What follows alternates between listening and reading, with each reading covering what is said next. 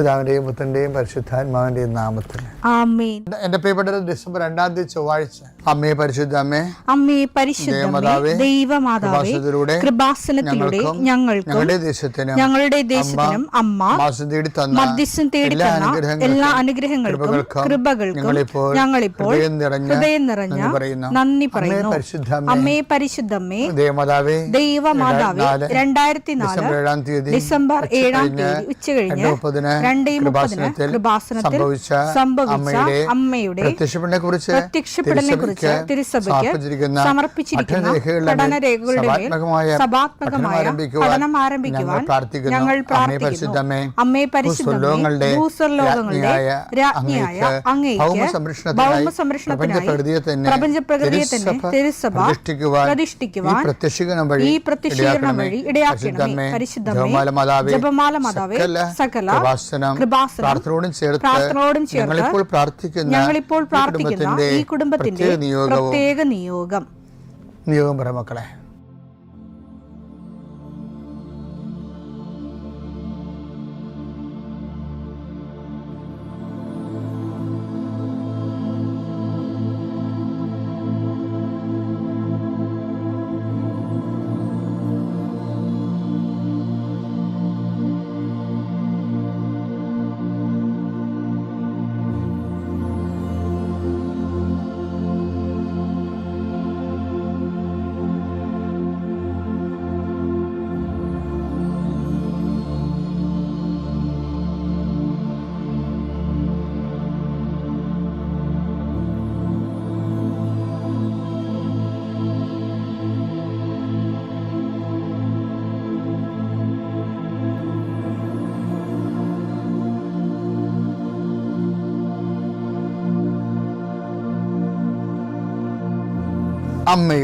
അമ്മയുടെ പ്രത്യക്ഷീകരണത്തിന്റെ ഈ അനുഗ്രഹവേളയിൽ ഞങ്ങൾക്ക് സാധിച്ചു തരുവാൻ കനിയണമേ. ആമേൻ. വിശ്വാസ പ്രമാണം. സർവശക്തനായ പിതാവും ആകാശത്തിന്റെയും ഭൂമിയുടെയും സൃഷ്ടാവുമായ ദൈവത്തിൽ ഞാൻ വിശ്വസിക്കുന്നു. അവിടുത്തെ ഏകപുത്രനും ഞങ്ങളുടെ കർത്താവുമായ ഈശോമിശിഹായിലും ഞാൻ വിശ്വസിക്കുന്നു. ഈ പുത്രൻ പരിശുദ്ധാത്മാവിനാൽ ഗർഭസ്ഥനായി കന്യകാമറിയത്തിൽ നിന്ന് പിറന്ന് പൊന്തിയോസ് പീലാത്തോസിന്റെ കാലത്ത് പീഡകൾ സഹിച്ച് കുരിശിൽ തറയ്ക്കപ്പെട്ട് മരിച്ച് അടക്കപ്പെട്ട് പാതാളങ്ങളിൽ ഇറങ്ങി മരിച്ചവരുടെ ഇടയിൽ നിന്ന് 3-ാം നാൾ ഉയർത്ത് സ്വർഗത്തിലേക്ക് എഴുന്നള്ളി സർവശക്തിയുള്ള പിതാവായ ദൈവത്തിന്റെ വലതുഭാഗത്തിരിക്കുന്നു. അവിടെ നിന്ന് ജീവിക്കുന്നവരെയും മരിച്ചവരെയും വിധിക്കുവാൻ വരുമെന്നും ഞാൻ വിശ്വസിക്കുന്നു. പരിശുദ്ധാത്മാവിലും ഞാൻ വിശ്വസിക്കുന്നു. വിശുദ്ധ കത്തോലിക്കാ സഭയിലും പുണ്യവാന്മാരുടെ ഐക്യത്തിലും പാപങ്ങളുടെ മോചനത്തിലും ശരീരത്തിന്റെ ഉയർപ്പിലും നിത്യമായ ജീവിതത്തിലും ഞാൻ വിശ്വസിക്കുന്നു. ആമേൻ. സ്വർഗ്ഗസ്ഥനായ ഞങ്ങളുടെ പിതാവേ, അങ്ങയുടെ നാമം പൂജിതമാകണമേ. അങ്ങയുടെ രാജ്യം വരണമേ. അങ്ങയുടെ തിരുമനസ് സ്വർഗത്തിലെ പോലെ ഭൂമിയിലും ആകണമേ. അന്നു വേണ്ടുന്ന ആഹാരം ഇന്ന് ഞങ്ങൾക്ക് തരണമേ. ഞങ്ങളോട് തെറ്റ് ചെയ്യുന്നവരോട് ഞങ്ങൾ ക്ഷമിക്കുന്നത് പോലെ ഞങ്ങളുടെ തെറ്റുകൾ ഞങ്ങളോടും ക്ഷമിക്കണമേ. ഞങ്ങളെ പ്രലോഭനത്തിൽ ഉൾപ്പെടുത്തരുതേ, തിന്മയിൽ ഞങ്ങൾ രക്ഷിക്കണമേ. ആമേൻ. നന്മ നിറഞ്ഞ മറിയമേ, സ്വസ്തി. കർത്താവ് അങ്ങയുടെ കൂടെ സ്ത്രീകളിൽ അങ്ങ് അനുഗ്രഹിക്കപ്പെട്ടവളാകുന്നു. അങ്ങയുടെ ഉദരത്തിൻ ഫലമായി ഈശോ അനുഗ്രഹിക്കപ്പെട്ടവനാകുന്നു. പരിശുദ്ധ മറിയമേ, തമ്പുരാന്റെ അമ്മേ, പാപികളായ ഞങ്ങൾക്ക് വേണ്ടി ഇപ്പോഴും ഞങ്ങളുടെ മരണസമയത്തും തമ്പുരാനോട് അപേക്ഷിക്കണമേ. ആമേൻ. കർത്താവേ, നിന്റെ ഉന്നതമായ നാമത്തിന് സ്വസ്ഥം ചെയ്യുന്നു. കർത്താവേ, നിന്റെ വിശുദ്ധ പൗരോഹിത്യത്തെ മഹത്വപ്പെടുത്തണമേ. കർത്താവേ, സഭയിലുള്ള സാന്നിധ്യം ദൃഢമാക്കണമേ. 39 വർഷം ഞാൻ അർപ്പിച്ച കൃപാന്റെ യുഗതിയായി കൃപാസ്ഥാന ജീവനോടെ പ്രത്യക്ഷപ്പെട്ട മാതാവിന്റെ മാധ്യസ്ഥയിൽ അത്താറയിൽ നടന്ന 10,000-കണക്കിന് ആരാധന ശക്തിയാൽ കർത്താവ് ഈ പ്രഭാതത്തിലെ അങ്ങയുടെ മക്കളെ കാത്തു കൊതിച്ചിരിക്കുകയാണ്. ഈശോയെ, നിന്റെ വലതുകരത്തിൻ്റെ ഒരു ആശീർവാദം കിട്ടാൻ വേണ്ടി കർത്താവേ, ഉദ്യോഗത്തിൻ്റെ കാര്യത്തിന് വേണ്ടി പോകുന്നവരുണ്ട്, പഠന കാര്യങ്ങൾക്ക് വേണ്ടി പോകുന്നവരുണ്ട്, ജീവിത വ്യാപാരങ്ങൾക്ക് സാമ്പത്തിക കാര്യങ്ങൾക്ക് വേണ്ടി പോകുന്നവരുണ്ട്, ജോലി സംബന്ധമായ കാര്യങ്ങൾക്ക് വേണ്ടി പോകുന്നത് അവരുടെ എല്ലാം കർത്താവിന് തിരുസേന സമർപ്പിക്കുന്നു. ടെസ്റ്റ്, ഇൻ്റർവ്യൂ, പരീക്ഷ, അതുപോലെ ഏജൻസി, ക്രയവിക്രയങ്ങൾ, ജീവിതമാർഗങ്ങൾ, വിദൂര യാത്രകൾ, അങ്ങനെ ബന്ധുത്വം മുറക്ക് പോകുന്ന വിവാഹ യാത്രകൾ ഈശോയെ എവിടെയെല്ലാമൊക്കെ പോകുന്നു അവിടെയെല്ലാം അങ്ങയുടെ മക്കളുടെ കൂടെ നീ ഉണ്ടാകണമേ എന്ന് പ്രാർത്ഥിക്കുന്നു. ഇന്നത്തെ മുഴുവൻ യാത്രകളിൽ കർത്താവ് നിൻ്റെ കൂടെ ഉണ്ടാവുകയും മാതാവ് നിൻ്റെ വലതുകരം ഗ്രഹിക്കുകയും സഞ്ചാരി മാതാവ് രാത്രി നീ തിരികെ വരുമ്പോൾ നിന്നെ ആരോഗ്യത്തോടെയും സമാധാനത്തോടെയും സുരക്ഷിതമായി ദൈവം നിന്നെ തിരികെ എത്തിക്കുകയും ചെയ്യട്ടെ. നിത്യം പിതാവും പുത്രനും പരിശുദ്ധാത്മാവും സുരക്ഷിതം നീക്കുവാമേ. എൻ്റെ പ്രിയപ്പെട്ടവരെ, ക്രിസ്തീയ ജീവിതവും കൃപാവര മുന്നേറ്റവും അതിൻ്റെ ആക്ടിവേഷൻ പ്രിൻസിപ്പിൾ എന്ന് പറയുന്നത് ഓർമ്മയാണ്. ഓർമ്മയുണ്ടെങ്കിൽ ക്രിസ്ത്യ ജീവിതം കൃപാവര മുന്നേറ്റവും നടക്കും. ഓർമ്മയാണ് ഇതിൻ്റെ മെയിൻ സംഭവം. എന്ന് വെച്ചാൽ നമുക്ക് ഒരാൾ കോമയിലാണ് ഒക്കെ ഓർമ്മയിലെന്ന് പറയുന്ന ആ ഓർമ്മയല്ല. രണ്ട് തരം ഓർമ്മകൾ, ആത്മീയ ഓർമ്മകളുണ്ട്. രണ്ട് തരം ആത്മീയ ഓർമ്മകളുണ്ട്. ഒന്ന്, നമുക്ക് ഈശോനെക്കുറിച്ചുള്ള ഓർമ്മകൾ. അതുപോലെ പ്രധാനപ്പെട്ടതാണ് ഈശോയ്ക്ക് നമ്മളെക്കുറിച്ചുള്ള ഓർമ്മകൾ. പക്ഷെ ഇത് ചിലപ്പോൾ രണ്ട് ഫംഗ്ഷനായി മാറും. ഇപ്പം ഈ ഉദാഹരണത്തിന് നമുക്ക് ഈശോയെക്കുറിച്ച് ഓർമ്മ വേണമെങ്കിൽ നമുക്ക് എളുപ്പമാണ്. എന്താണ്? പരിശുദ്ധ കുർബാന ഭക്തിയോടെ അർപ്പിച്ചാൽ മതി. അപ്പം നമുക്ക് ഈശോയെക്കുറിച്ച് ഓർക്കാൻ പറ്റും. അതല്ല ഈശോ എന്താ പറഞ്ഞത്? ഇതിൻ്റെ ഓർമ്മയ്ക്കായി ചെയ്യുവൻ. ലൂക്ക 22:19. പിന്നെ അവൻ അപ്പമെടുത്ത് കൃതജ്ഞതാസ്തോത്രം ചെയ്ത് മുറിച്ച് അവർക്ക് കൊടുത്തുകൊണ്ട് അരുളി ചെയ്തു, ഇത് നിങ്ങൾക്ക് വേണ്ടി നൽകപ്പെടുന്ന എന്റെ ശരീരമാണ്, എന്റെ ഓർമ്മയ്ക്കായി ഇത് ചെയ്യുവിൻ. എന്റെ ഓർമ്മയ്ക്കായി ഇത് ചെയ്യുവിൻ. അത് വല്ലാത്ത ഒരു സംഭവമാണ്. പെസഹ രഹസ്യത്തിലൂടെ ഉൽപ്പാദിപ്പിക്കപ്പെട്ട മുഴുവൻ കൃപയുടെ മഞ്ഞിലൂടെ നമ്മൾ ഒരു അഭിഷിക്തമായ ഹൃദയത്തോടെ കൃപയുടെ സ്നിഗ്ധമായ ആത്മാവോടെ നമ്മൾ ഒരു പെസഹായിലൂടെ പോവുകയാണ്. അനുഗ്രഹ കൃപയുടെ സ്നാനത്തിലൂടെ പോവുകയാണ്. വല്ലാത്ത ഓർമ്മ. പക്ഷേ അത് നമ്മൾ വളരെ ശ്രദ്ധിക്കണം. ലിറ്റർജി വളരെ ശ്രദ്ധയോടെ ഓൺ ചെയ്ത് അതിൻ്റെ ഫീല് ഓരോ പ്രാർത്ഥനകളെ, ഓരോ കുർബാന, ഓരോ രീതിയിലുള്ള കുർബാനയില്ലേ, എല്ലാ കുർബാനയും നിനക്ക് ഹൃദ്യമാകണം. അല്ല എൻ്റെ രീതിയിൽ കൂടെ കുർബാന അർപ്പിച്ചാൽ മാത്രമേ എനിക്ക് ഫീലാകത്തുള്ളൂ. പെസഹ രഹസ്യം എല്ലായിടത്തും ഒരുപോലെയാണ്. ദൈവസ്നേഹമുള്ളവൻ ഏത് കുർബാന കൂടിയാലും ആ പെസഹ രഹസ്യം സെയിം ആയതുകൊണ്ട് അവന് ആന്തരികമായ അഭിഷേകം ഉണ്ടാകും. ചിലടത്ത് പാട്ടൊക്കെ വ്യത്യാസം ഉണ്ടാകും. ഭക്തി അല്ലല്ലോ നമുക്ക് കർത്താവുമായിട്ടുള്ള റിലേഷൻസ് ഉണ്ടാക്കുന്നത്. ഒരു ഉപകരണമാണ്. അതെന്താണ്? ഒരു മീൻസാണ്, നോട്ട് എൻ്റെ. അതൊരു മീൻസാണ്, അത്രേ ഉള്ളൂ. ഭക്തിയും മറ്റു അനുഷ്ഠാന ക്രമങ്ങളെല്ലാം ഒരു മാർഗങ്ങളാണ്, ലക്ഷ്യമല്ല. ലക്ഷ്യം എന്താണ്? ക്രിസ്തുവുമായിട്ടുള്ള സംയോഗമാണ് വിഷയം. അത് സംഭവിക്കുന്നത് ഓർമ്മയിലൂടെയാണ്. ഇപ്പം ഒരു അനാഡംബരമായിട്ട് കുർബാന അർപ്പിച്ചാലും കുർബാന കൂടുന്നവന് ബോധമുണ്ടെങ്കിൽ അതിന് അഭിഷേകം ഉണ്ടാകും. ഇപ്പം നമ്മുടെ അഭിഷേകം അടിസ്ഥാനപ്പെടുത്തിയിരിക്കുന്നത് അതിൻ്റെ ഫാരാഫർണിയാലിയാസിലും അതുപോലെ തന്നെ അതിൻ്റെ സ്ട്രക്ചർ വൈസ് അതൊക്കെ മനോഹരമായിട്ട് ചെയ്ത നല്ലതാണ്. ഏകാഗ്രതയോടെ ചെയ്യണം. ഏകാഗ്രത പോകരുത് ഒരിക്കലും. പിന്നെ ഒരു കലാരൂപമായിട്ട് തോന്നുകയും ചെയ്തു.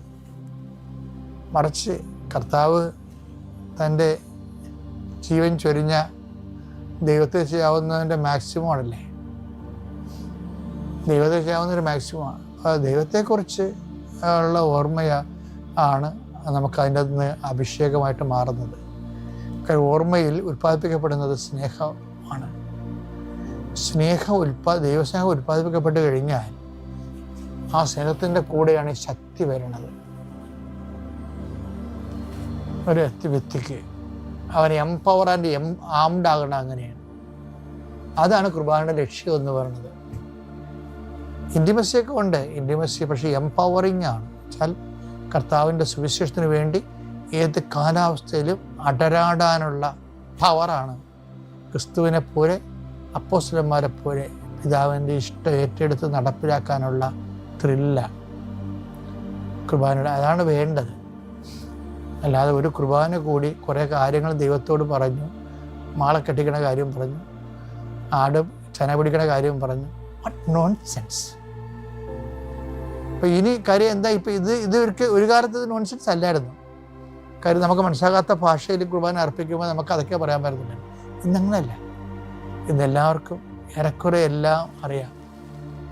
ഒത്തിരിയേറെ ട്രെയിൻഡാണ് നമ്മൾ. അപ്പോൾ ഇനിയെങ്കിലും കുർബാനയെ ആ ഓർമ്മ ആചരിക്കുമ്പോൾ അതിൽ നിൻ്റെ ആത്മാവും അന്തരംഗവും ഉണ്ടാകണം. അത് കർത്താവിന് നമ്മൾ ഓർക്കുന്ന കാര്യമാണ്. ഇനി നമ്മളെ കർത്താവ് ഓർക്കണത് അത് വേറെ വിഷയമാണ്. ആ നമ്മളെ കർത്താവ് ഓർക്കണമെങ്കിൽ അൾത്താറയിൽ അനുഷ്ഠിച്ചാൽ മാത്രം പോരാ. അൾത്താറയിൽ അനുഷ്ഠിച്ച ദിവ്യരഹസ്യങ്ങളെ തെരുവിൽ സാക്ഷ്യമായി ജീവിക്കണം. അത് മനുഷ്യരുടെ മുമ്പിൽ തന്നെ വേണം. അല്ല രഹസ്യമായിട്ട് ചെയ്യാൻ പറ്റത്തില്ല. കർത്താവ് ഓർത്ത ഒരു സ്ത്രീ ഉണ്ടല്ലോ, അവരുടെ പേരെന്നാ, ബethനിയിലെ മറിയമല്ലേ. അവർക്ക് ആര് ഓർക്കുമ്പോൾ നമുക്ക് ഹൃദയം തറസിക്കും. പക്ഷെ ഞാൻ എന്താ പ്രശ്നം വെച്ചാൽ അവർ ഈ നാർദൻ സുഗന്ധ തൈലം എടുത്ത് തുറന്നപ്പോൾ തന്നെ ഈ കുശുകുശിപ്പും പെറുപെറുപ്പും തോന്നിയവാസവും അവളെ ടാർഗറ്റ് ചെയ്യാൻ തുടങ്ങി. ദൈവത്തെ പേടിയില്ലാത്തവരുണ്ടല്ല, യൂദാസ് അവിടെ ഇരിപ്പുണ്ടായിരുന്നല്ല, അത് എക്കാലത്തും ഉണ്ടാവും. ദൈവത്തെ പേടിയില്ലാത്തവർ അവർ ദൈവത്തിൻ്റെ ശുശ്രൂഷകൾക്കെതിരെയൊക്കെ സംസാരിച്ചുകൊണ്ടിരിക്കും. വലിയ പള്ളികളെ വെക്കുന്നതിനെക്കുറിച്ചൊക്കെ അവൻ സംസാരിക്കും. അത് പാവപ്പെട്ടവർക്ക് പെണ്ണ് വീട് വെക്കാൻ എന്നെ ചോദിക്കും. ചുമ്മാ അവനൊരു കള്ളനായിരുന്നത് കൊണ്ടും അതിൽ നിന്ന് എടുത്തത് കൊണ്ടുമാണ് അവനങ്ങനെ ചോദിച്ചതെന്ന് വചനം പറയുന്നത്. ആ ഒരു അവസ്ഥയിൽ ഇന്നും ഉണ്ട് ആൾക്കാർ. ദൈവകുർബാന ഇരിക്കുന്നത്. ഞാനാണെങ്കിൽ എപ്പോഴും ഓർക്കും, ഞാൻ ഒരു പള്ളി വെച്ചിട്ടുണ്ട്. ഒരു സാധാരണ പള്ളിയാണ് വെച്ചിരിക്കണം. ഞങ്ങൾ ചെറിയ ഇടവക്കാരായിരുന്നു, അതുകൊണ്ടാണ്. പക്ഷെ എന്നാലും എനിക്ക് അൾത്താരയോ ഞാൻ ഒരാളെ ഏൽപ്പിക്കുകയാണ് ചെയ്തത്. കാര്യം അൾത്താരയ്ക്ക് ഒരു 10-20 ലക്ഷം 15 ലക്ഷം രൂപയെങ്കിലും വേണം. ഞാനൊരാളെ ചെന്ന് കണ്ട് സംസാരിച്ചു, എനിക്ക് അൾത്താര ചെയ്ത് തരണമെന്ന് പറഞ്ഞു. എന്താ കാര്യം? അൾത്താര ഈശോ ഇരിക്കുന്ന സ്ഥലമാണ്. ആ കാശെടുത്ത് പെണ്ണ് കെട്ടിച്ചില്ലേ, ആ കാശെടുത്ത് പാവത്തൊക്കെ വീട് വെച്ച് കൊടുത്തത് ഞാൻ ദൈവമായിട്ട് ബന്ധമില്ലാത്തതാണ്. അത് ഇല്ലാത്ത ആൾക്കാരങ്ങനെ പറയും ഒത്തിരി കാര്യങ്ങൾ. ദൈവം ആരാണെന്നും കുർബാനയിൽ ആരാണ് ഇരിക്കണത്, ആരാണ് ഉള്ളതെന്നൊക്കെ അറിയാവുന്നതിന് അങ്ങനെ സംസാരിക്കുന്നില്ല. അറിയില്ലാത്തത് അങ്ങനെ സംസാരിക്കും. അവൻ ആൾക്കാരുടെ മുമ്പിൽ ആൾ കളിക്കാൻ വേണ്ടി വലിയ സോഷ്യലിസം പറയണതാണ്. അവൻ്റെ കയ്യിൽ നിന്ന് 5 വീതം ആർക്കും കൊടുക്കുന്നത് വേറെ വിഷയം. അപ്പം അത് ഇനി കൊടുത്താൽ തന്നെയും ദൈവത്തിനുള്ളത് ദൈവത്തിന് തന്നെ കൊടുക്കണം. നമ്മൾ സീസറിനുള്ളത് സീസറിന് കൊടുക്കേണ്ടതെന്നല്ല. കർത്താവിൻ്റെ ഒരു വിഷയം ദൈവത്തിനുള്ളത് നമ്മൾ എടുത്തിട്ട് നമ്മൾ സീസറിന് കൊടുക്കരുത്. എന്നെ വിഷയം എന്ന് പറഞ്ഞാൽ ഞാൻ എന്താ പറയണമെന്ന് കഴിഞ്ഞാൽ ഇത് പറഞ്ഞപ്പോൾ യൂദാസ് എന്താ പറഞ്ഞത്? Why this waste? ഇത് പാവത്തങ്ങൾ കൊടുക്കാൻ പാടില്ല. എന്താ നാർദൻ സുഗന്ധ തൈലമേ 300 ദിനാരക്കുള്ള ഒഴിച്ചിരിക്കണ കാലയിലെ ആ 300 ദിനാര എന്ന് പറയുമ്പോൾ ഒരു ദിവസത്തെ കൂലിയാണ് 1 ദിനാറ. ഈ യഹൂദിന് 300 ദിവസമേ ഉള്ളൊരു വർഷം. ബാക്കിയെല്ലാം 52 ശനിയാഴ്ച പോകും. 365 ദിവസത്തിൽ 52 ശനിയാഴ്ച പോകും. പിന്നെ കൂടാര തിരുനാൾ, വേറെ തിരുനാളെല്ലാം കൂടി ഈ 65 ദിവസവും പോകും. പിന്നെ 300 ദിവസമേ ഉള്ളൂ. ആ 300 ദിവസം പണിയെടുത്ത മൊത്തം കാശാണ് കർത്താവിൻ്റെ പാദത്തെങ്കിൽ സുഗന്ധയിലുമായിട്ട് ഉപേക്ഷിക്കുന്നത്. ജീവൻ മരിച്ച് കിട്ടിയിട്ടാണ് ആ കുടുംബത്തിൻ്റെ ജീവൻ തിരിച്ച് കിട്ടുന്നവർ അതിൻ്റെ അപ്പുറം ചെയ്യും. അപ്പോഴാണ് യൂദാസിനെ പോലെ ദൈവത്തെ അറിയാൻ പാടില്ലാതെ, കൂടാളത്തിൻ്റെ പോലെ ദൈവത്തെ അറിയാൻ പറ്റാത്ത കക്ഷിയാണ് അയാളുടെ ലക്ഷ്യം വേറെയാണ്.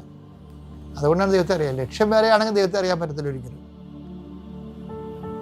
ദൈവത്തിന് വേണ്ടി ചെയ്യുന്ന കാര്യം അറിയാൻ പറ്റത്തില്ല. അപ്പോൾ കർത്താവ് പറഞ്ഞൊരു വാക്കുണ്ട്, നീ അവളെ വിഷമിപ്പിക്കാതിരിക്കുമോ. അത് കേട്ടെ, വചനം കേട്ടെ. 10:26-11 ദരിദ്രർ എപ്പോഴും നിങ്ങളോട് നിങ്ങളുടെ കൂടെ ഉണ്ട്. ഞാനാകട്ടെ എപ്പോഴും നിങ്ങളോട് കൂടെ ഉണ്ടായിരിക്കുകയില്ല. എന്നെ സംസ്കരിക്കുന്നതിനുള്ള ഒരുക്കമായിട്ടാണ് ഇവൾ എന്റെ ശരീരത്തിൽ തൈലം പൂശിയത്. സത്യമായി ഞാൻ നിങ്ങളോട് പറയുന്നു, സത്യമായി ഞാൻ നിങ്ങളോട് പറയുന്നു, ലോകത്തിൽ എവിടെയെല്ലാം അടിപൊളി ലോകത്തിൽ എവിടെയെല്ലാം ഈ സുവിശേഷം പ്രസംഗിക്കപ്പെടുമോ അവിടെയെല്ലാം ഇവൾ ചെയ്ത കാര്യവും ഇവളുടെ സ്മരണയ്ക്കായി, ഇവളുടെ ഓർമ്മയ്ക്കായി പ്രസ്താവിക്കപ്പെടും. ഇപ്പൊ അവളെ ദൈവം ഓർക്കണ വിധം കണ്ടില്ലേ? അതായത് നമ്മൾക്ക് ദൈവം നമ്മളെ ഓർക്കുന്ന വിഷയമുണ്ട്. അതിനെന്ത് ചെയ്യാന്നറിയാവോ? അൾത്താരയ്ക്ക് വെളിയിൽ മനുഷ്യരുടെ മുമ്പിൽ പ്രതിസന്ധികളുടെ ഇടയിൽ ആക്ഷേപത്തിന് നടുവിൽ കർത്താവിനെ നമ്മൾ ശുശ്രൂഷിക്കണം. അങ്ങനെയാണെങ്കിലുണ്ടല്ല, കർത്താവിന് നമ്മളെക്കുറിച്ചുള്ള ഓർമ്മ ഒരു ഒന്നൊന്നര ഓർമ്മയായിരിക്കും. ചിലർ ഭയങ്കര കുർബാന ഭക്തന്മാരായിരിക്കും, പക്ഷേ ഒരിക്കലും കുർബാനയ്ക്ക് വെളിയിൽ കർത്താവില്ല. അവർക്ക് ജീവിതത്തിലില്ല, കുടുംബത്തിലില്ല, ദൈവത്തിന് വേണ്ടി ഒന്നും ചെയ്യത്തില്ല. ഇപ്പം അൾത്താരയ്ക്ക് വെളിയിൽ ഇതുപോലെയുള്ള സാക്ഷ്യപ്പെടുത്തലുകളില്ലാത്ത ജീവിതമാണെങ്കിൽ നീ അൾത്താര വയറ്റിപ്പഴപ്പിന് വേണ്ടി ഉപയോഗിക്കുന്നതാണെന്നായിരിക്കും ദൈവം ഉദ്ദേശിക്കുന്നത്. അപ്പോൾ ആ ഓർമ്മ പോലും ഓർമ്മയായിരിക്കത്തില്ല. ഇപ്പം രണ്ട് ഓർമ്മയാണ് ഉള്ളത്. ഒന്ന് നമ്മൾ ദൈവത്തെ ഓർക്കണം, അതാണ് പരിശുദ്ധ കുർബാന. മറ്റത് ദൈവം നമ്മളെ ഓർക്കണം, അത് മനുഷ്യരുടെ മുമ്പിൽ ആക്ഷേപത്തിൻ്റെയും അപമാനത്തിനും നടുവിൽ കർത്താവിനെ നമ്മൾ സാക്ഷ്യം വഹിക്കുന്നത്.